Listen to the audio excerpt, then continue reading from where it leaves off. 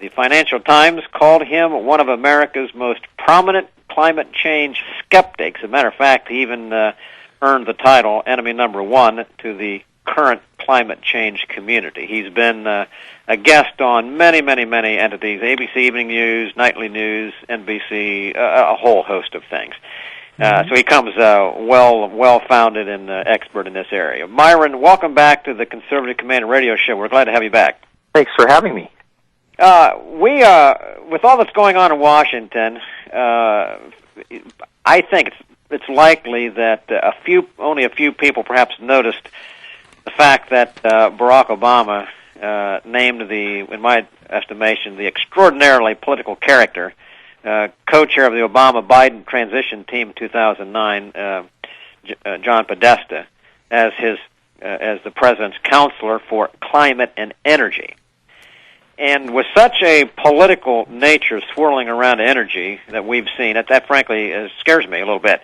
Should every thinking American, this is my question, should every thinking American be concerned about the appointment of John Podesta as the energy and climate presidential counselor, or is that nothing to worry about? Well, I'm definitely worried about it, and it goes beyond energy and climate. When they announced that he was being appointed to a one-year position as White House counselor, he said he would be involved in many policy issues, including energy and climate. And he's a guy, who is really behind the intellectual or the policy left. He was not only Clinton's White House chief of staff in the last 3 years or so of the Clinton administration, but he founded the Center for American Progress in 2003 to provide a left alternative to the George W. Bush administration. And he plays hardball. He's a very tough guy. He's very smart.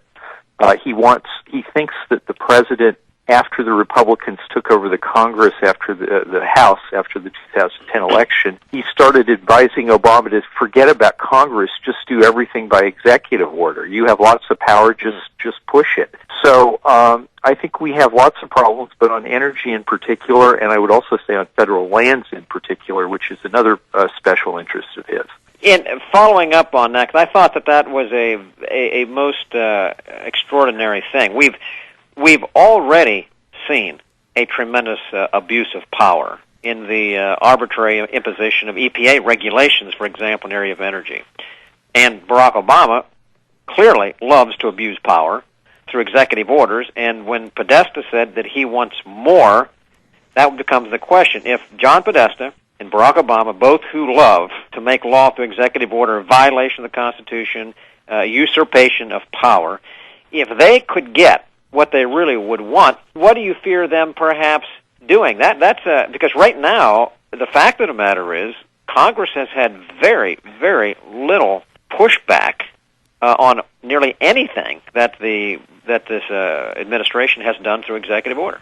Yeah, I agree with everything you've said. I mean, it's scary that Podesta thinks Obama hasn't gone far enough in pushing his authority. And, at what point is the Congress, which is, a Democratic Senate that supports everything Obama does, when is the Congress or the courts going to say, no, you can't do this, it's illegal, it's unconstitutional, it exceeds your authority? I expect Podesta will push for more policies designed to raise energy prices, more policies designed to put us into smaller cars, and I think he is very interested. The president, under a couple of laws, has pretty close to unlimited power to lock up federal land, to take federal land that's currently being managed under multiple use, so that it involves recreation, hunting, fishing, and natural resources like timber production or livestock grazing or mining, and just lock it up and say no more. And so Clinton did a lot of that. George W. Bush did a little of it. Earlier presidents did a little of it, but Podesta has been pushing Obama to do a lot of it. So that could be another area besides energy where we see very detrimental economic effects. Since Podesta, I mean, as far as I know, he brings no scientific expert to the table in this area. He's a lawyer. He's a lawyer. Okay, so he brings nothing scientific. He's political. He's a lawyer. Based on past history, and you've already kind of touched on it.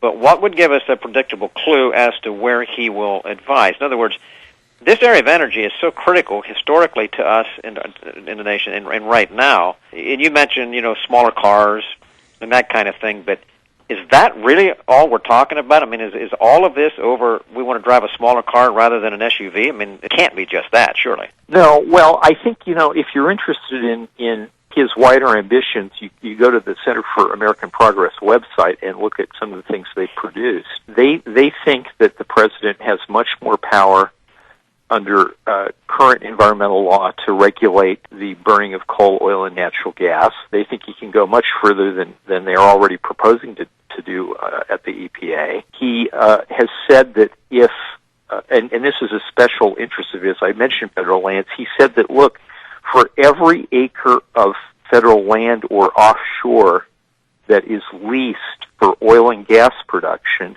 at least 1 acre should be permanently preserved. Now, of course, oil and gas leases are temporary.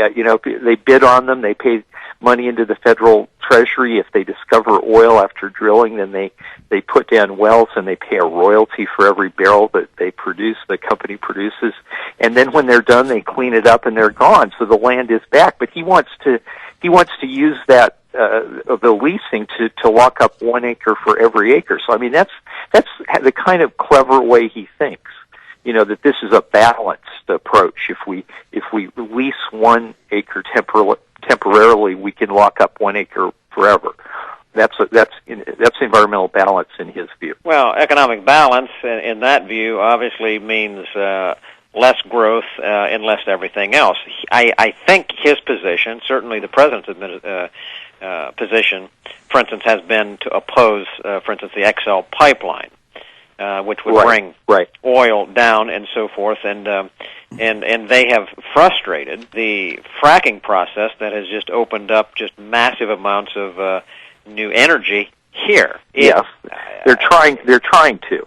They haven't done it yet, and they certainly are on federal lands, right? I mean, they just haven't been able to do quite as much on private land, but they've done it pretty effectively on federal lands, haven't they? Well, they're trying to get the regulations finalized, but yes, they have proposed regulations that would supersede state regulation on federal land out west. Yes. In the case of this, where from a macro perspective or a security perspective as a nation, whereas we have been independent, where we've been dependent on the Middle East, dependent on a OPEC and Saudi Arabia, and now we have clearly proven amounts under the ground here that could make us just not independent, but a net exporter.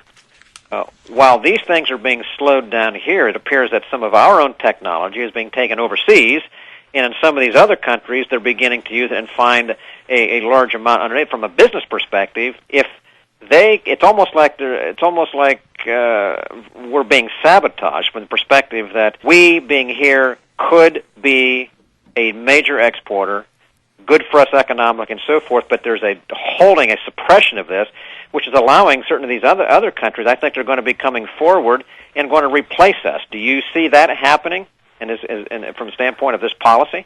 Maybe, but the problem with the shale gas and oil revolution in other countries is that, yes, for example, Spain and France and England appear to have a lot of shale gas, and it can be produced through modern technology, including hydraulic fracturing and smart drilling technology. These countries, 30% of the landmass of the United States is owned by the federal government, so the federal government controls whether there will be drilling or production or not. But in Spain and France and Britain and other European countries, the government typically owns all of the subsurface rights.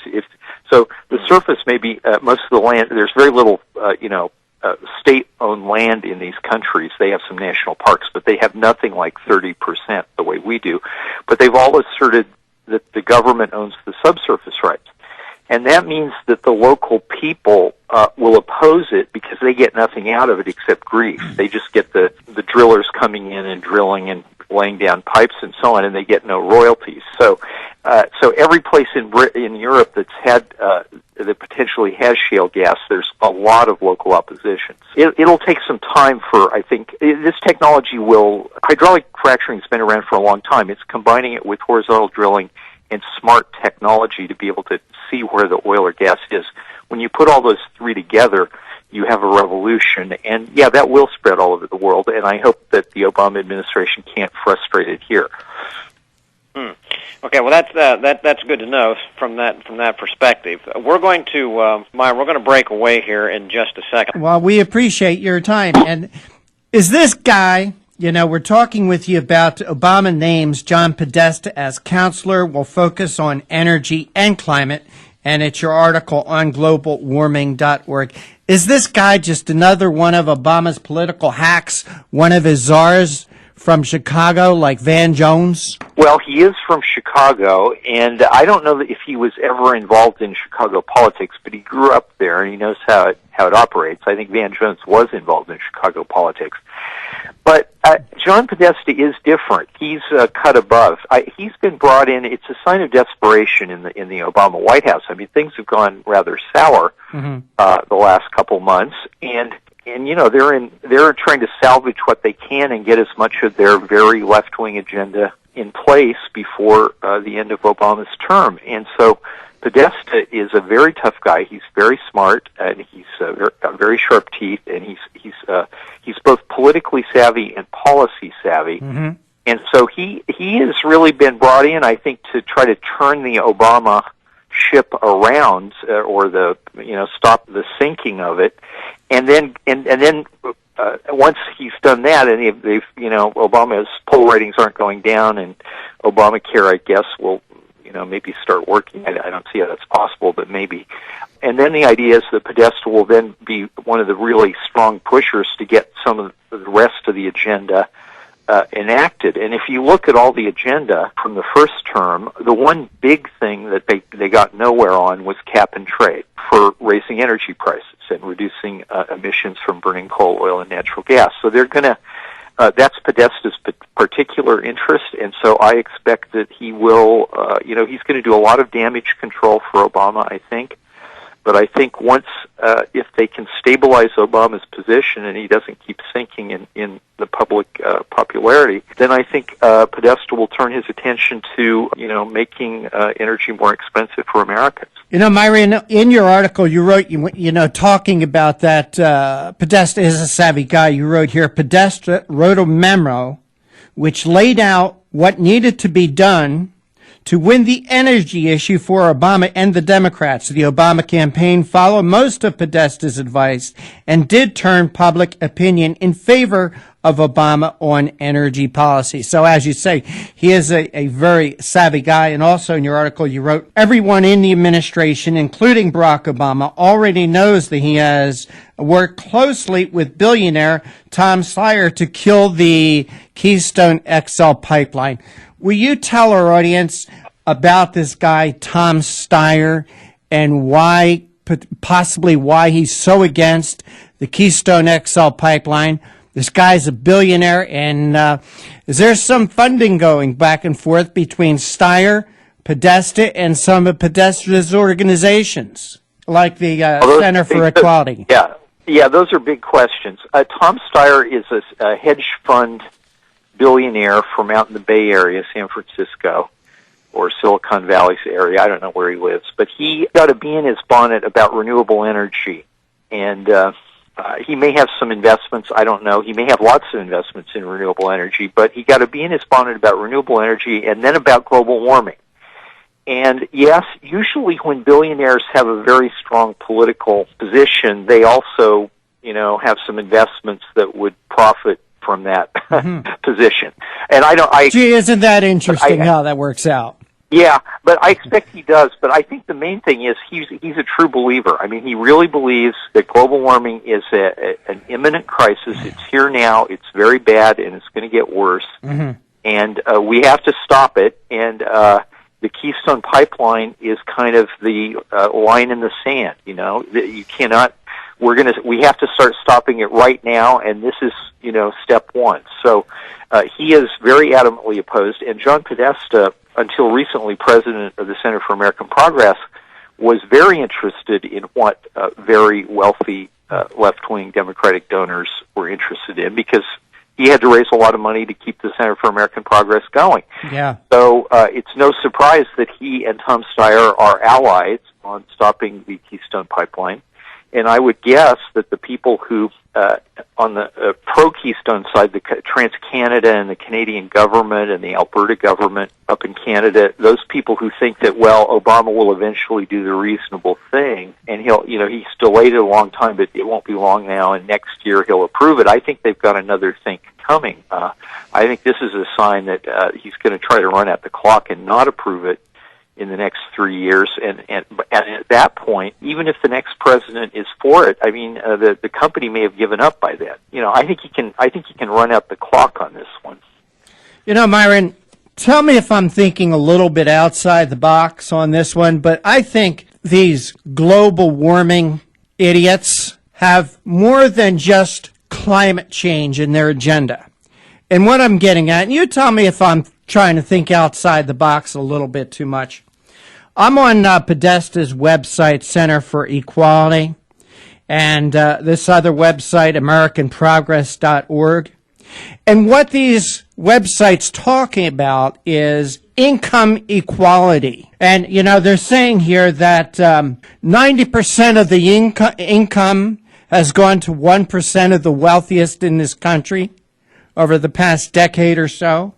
And they talk about ending poverty worldwide and then by 2030. So I really wonder, is that the real motive here with the guys like this, rather than climate change? They're worried about climate change, that the earth might get a little couple degrees warmer? Or is it income redistribution and wealth redistribution? And this is a way to do it. As you say, they couldn't get the Kyoto, that garbage passed, so they're trying a backdoor approach for income redistribution. Well, am I crazy here, Myron? I have two responses to that. One is that, yes, I think that they talk a lot about, and they at the surface, they appear to be promoting share the wealth policies, that we need to redistribute wealth. But on the other hand, the effect of their policies is to reward the cronies who get the loans like Solyndra from the Department of Energy and get rich off the backs of regular taxpayers. And so I think that the actual effect of their policies is to concentrate wealth and to make poor people poorer relatively to wealthy people.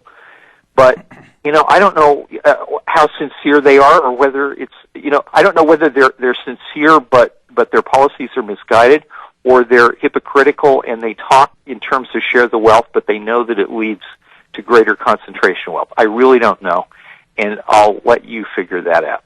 Okay, Myron, we have just close to the end. I want to come back and pick up on the $10 a gallon goal yes. that the president said when he was elected. The price has gone up. It's gone back down a little bit, but you think that's still a goal, and are we going to see it increase over the next year or two because of their policies?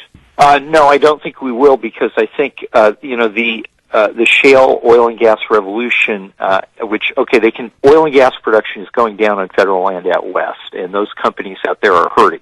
But on private land, it's going up. They're re-drilling the Permian Basin in Texas, so they're up in North Dakota. It's booming. There's nothing he can really do about that. And in fact, of course, it's all of this oil and gas boom that is making the United States the world's biggest oil producer, and it's going to get bigger. Okay, and all of that Myron, I'm going to have to jump in because we got to go away for a break. Yep. You're basically saying the pressure's on to keep it down, not to be jacking through the roof here, which is good.